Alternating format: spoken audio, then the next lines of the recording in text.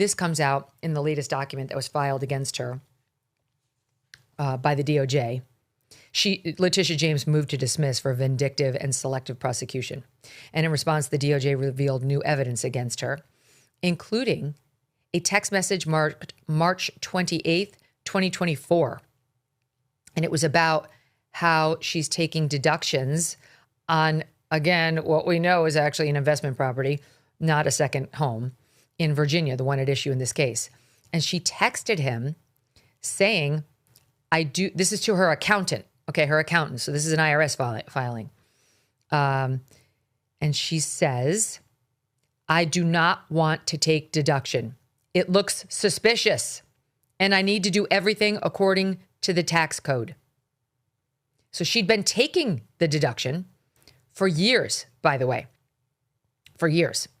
The government represents James represented that the Perrone residence, that's the one in Virginia, was an investment property in her income taxes, including taking deductions consistent with investment property, not a secondary residence, because that was more tax advantageous to her.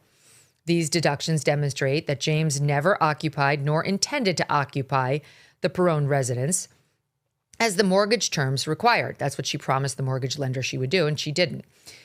Defendant continued taking the investment property deductions for several years until in 2024, she told her accountant, I do not want to take deduction. It looks suspicious, and I need to do everything according to the tax code.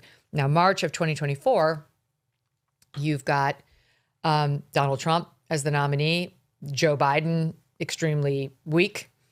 June of 2024, he would have his meltdown. November of 2024, Trump would be elected.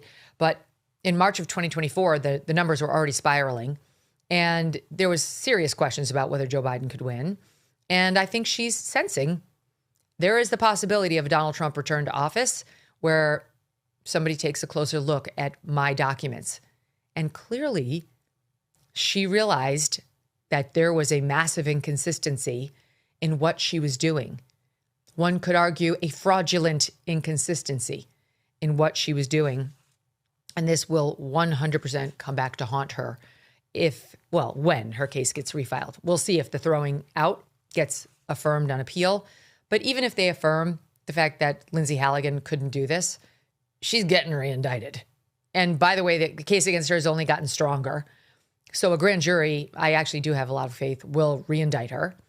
And fearless or not, she's going to have her hands full with texts and documents like these.